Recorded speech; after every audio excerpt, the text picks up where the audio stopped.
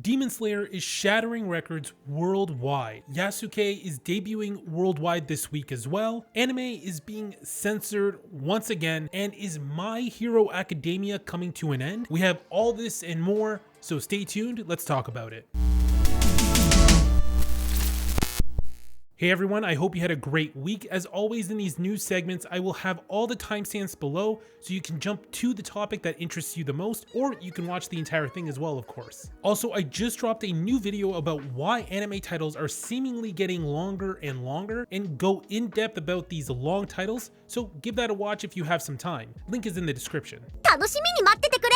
Demon Slayer continues to shatter records as it earns the second highest ever US opening for an anime film. It's earned just over 21 million, which is now just behind Pokemon the first movie, which holds the record for the highest anime film, opening just over 31 million back in 1999. Wow, that just takes me back, just remembering 1999 and going to see Pokemon in theaters for the first time with my cousins. That is an incredible nostalgic memory. And a select group of Pokemon trainers at a special gathering. Nonetheless, Demon Slayer is shaping up to transcend anime and really bring it to the mainstream, just like Pokemon and Dragon Ball have done in the past, and I've said it so many times on my channel, but I'll keep saying it now. It's only a matter of time before anime really breaks out into the mainstream. Don't get me wrong, it's already very popular, but I mean super mainstream, where even your grandma knows who Tanjiro is. That level of popularity. Umai! In LA right now, they have trains with Demon Slayer Mugen train advertisements on it. This is just so amazing to see films like this getting more and more recognition, but also advertising dollars being spent to do this, meaning they feel it's worth the investment and will help reach a wider audience. Nonetheless, I love seeing anime advertised here in North America, and I absolutely welcome it. It truly was a beautiful thing walking in the streets of Akihabara and just seeing anime advertised everywhere. And now seeing it slowly here is a beautiful thing. Also, some funny news. The movie was available on the PlayStation Store on Tuesday around 1 AM, but got removed a few hours later, and they started offering refunds to those who bought it, but I'm not sure if that means the people who bought it now can have access to the film, or if it's somehow being blocked by PlayStation so it can't be accessed, because I'm really not sure why you would want to refund it if you got lucky and received it early. Unfortunately, I don't have a clear answer to this, but my guess would be that PlayStation in fact did block access to the movie even if you downloaded it, so that's probably why they're offering the refund, because it's just kind of useless sitting there for you. But if anyone here has more information, please let me know in the comments. I'm very curious about this. So next up, we have Yasuke. This is a series I'm really pumped to check out. This made it into my top 5 most anticipated anime for spring, which if you want to check that out, I'll put a link below. Yasuke is about the first African samurai who served the legendary Oda Nobunaga, and this is based off a true story. Though the anime is obviously taking a lot of liberties and making things more fantastical, but nonetheless, Yasuke is a real person. I'm working on a video right now about the true story of Yasuke, and we'll be dropping that video on Thursday, the same day the anime will be dropping worldwide. So if you haven't yet, definitely consider subscribing and hitting that notification bell so you know when I drop that video. So as I mentioned, the anime drops this Thursday worldwide on May 6th, but of course it's Netflix, so you can binge watch the entire thing whenever you'd like.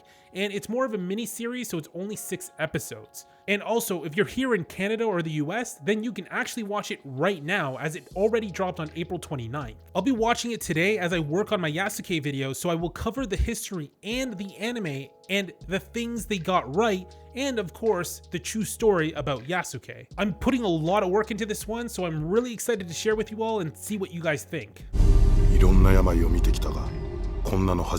So none other than Rurouni Kenshin, The Final, which is the first of 2 films in the live-action film series, opened this past weekend and ranked as the number 2 spot in Japanese box office, earning around 6.9 million. I'm so excited to be checking this film out and hope we get a worldwide release soon. As I've also mentioned in previous videos, this is one of the best live-action anime franchises I've ever watched. They currently have 3 films, which are all incredible, and now the 4th is in theaters, and the 5th is debuting on June 4th in Japan. So they are wasting no time getting these films out, and I've personally never seen this level of turnaround time, as typically big budget films, you release the sequels about a year apart from one another. So I hope this second quick release doesn't cannibalize itself and hurt its box office growth, as not everyone goes out to watch movies the day it comes out, and that also means by next month, the first film will still be in theaters, so it will be interesting to see just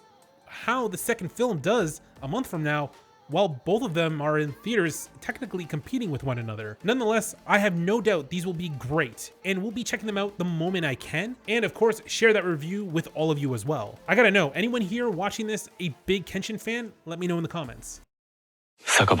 Well, unfortunately, there's no easy way to talk about these things, but nonetheless, I have to bring it up. The unfortunate news about the legendary Dragon Ball Z composer, and that was the passing of Shunsuke Kikuchi, who passed on April 24th due to aspiration pneumonia. He was 89 years old, and the man has had a terrific career, as he didn't just compose for Dragon Ball, but many other franchises such as Dr. Slump, Doraemon, Kamen Rider, Getter Robo, and so many others. Kikuchi was born on November 1st, 1931 in Hirosaki in the Omori Prefecture, and made his first debut as a soundtrack composer back in 1961 for the film Hachiname no Tekai. He's also won numerous awards like Best Music in the 6th Japan Academy Prize ceremony back in 1983, and the Lifetime Achievement Award back in 2015 for the 57th Japan Records Award. His family held a private funeral for him, and our thoughts go out to them in this tragic time. The man blessed us with music that will live on for generations, and for that, thank you, Kikuchi. That it was too soon to let the limits of age sentence him to sit idly by on the sidelines. It's never easy to transition from sad news, but we do have a lot more to discuss, and that's about the live-action School Live film, there's like a tongue twister there, and miniseries being licensed by Sentai Filmworks, and will release the film and miniseries on home video and streaming platforms in the US, Canada, UK, Australia, and various other parts of the world. The film originally debuted back in January 2019, and the miniseries, which is 4 episodes, aired on Amazon Prime, but only in Japan. And that's great news for anyone wanting to check out the live action series, but still no date confirmed when it will be dropping here as of yet. So last week on Anime News, I brought up the hybrid live action anime commercial of One Piece and the collaboration with the Menu app, which is where you can buy food and it's delivered to you. It's basically like Uber Eats here in North America. I enjoyed the commercial, and now the Menu team released another ad again featuring the Straw Hat Pirates, but this time they are all in their chibi forms. It's a short ad, it's only 15 seconds, and I love seeing stuff like this, incorporating beloved anime into everyday life, and of course it's adorable getting to see them all eating in their little chibi bodies. They also announced they will be releasing a 3rd ad on May 5th. So I will definitely cover that in the next anime news video as well. Also, just some quick news here regarding Castlevania. Netflix confirmed season 4 will be dropping on May 13th and will be 10 episodes long, which is exactly what the 3rd season had. So all you Castlevania fans, get ready, sit back, and enjoy some Castlevania. We also got some news regarding Netflix. They announced on Tuesday that it will be streaming the 2-part Sailor Moon movie called Pretty Guardians Sailor Moon Eternal. This movie is making its way on Netflix on June 3rd, and not gonna lie, this franchise is one of the first animes I've ever watched. I remember waking up early during the week to catch some cartoons before school, and Sailor Moon was one of them that was on TV. I had no idea what I was watching back then, but nonetheless, it was one of my first exposures to anime in general and just the cool concept. But it was definitely one of the first animes that got me into the idea that, wow, there's something cool going on here. I don't know what it is exactly, but that was the first step to getting hooked into anime. It's also really cool to see how immensely popular the Sailor Moon franchise is, and getting new films keeping the franchise alive. Also, fun fact, the Sailor Moon creator Naoko Takuchi is married to Yoshihiro Togashi, who is the creator of Hunter x Hunter. So that's some incredible mangaka talent between the two of them right there. So any Sailor Moon fans out there, let me know in the comments, and you will be getting your movie on June 3rd. So we have some interesting news regarding Kohei Hirokoshi, who is the creator of My Hero Academia. He previously mentioned that the journey to the end of the manga was in sight, and has now reconfirmed that notion, but mentioned the manga has been going on longer than he originally expected, but still things are leading toward the end, and that's what he decided before even starting the series. Now, the wording to all of this is very sketchy to me, and I feel it's more of a way to kind of motivate the fans. The end can be 5, 10, 30 years from now, for all we know. All that I truly take from this news is that Hirokoshi knows how he wants to end the series, but the road to that end can take years.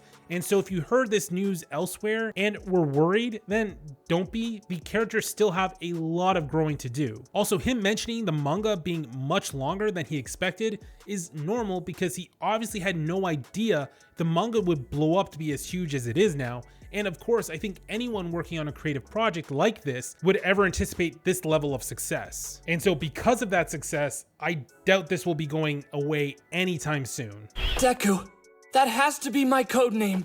So for the last story of the day, we come to the age-old question of why. So 7 Seas Entertainment, the English version of Classroom of the Elite, Volume 7 of its light novel, had entire paragraphs from the original Japanese book completely removed and things rewritten altogether. Fans cross-referenced the original Japanese book with the English version and quickly noticed huge chunks of the original were missing, and this explains what was originally this big emotional climax came across as boring and uninteresting. This is nothing new in North America though. Anytime anime makes its way here and the studio feels the context is too mature or controversial, they will edit it. They've done this to so many anime franchises, I've lost count. I'm definitely not a fan of censoring anime. When you are bringing something from another culture and translating it, then that is your job to simply translate it, not alter it or change the story to what you want it to be. If you feel the series is too controversial, then don't buy the rights to it and change the story.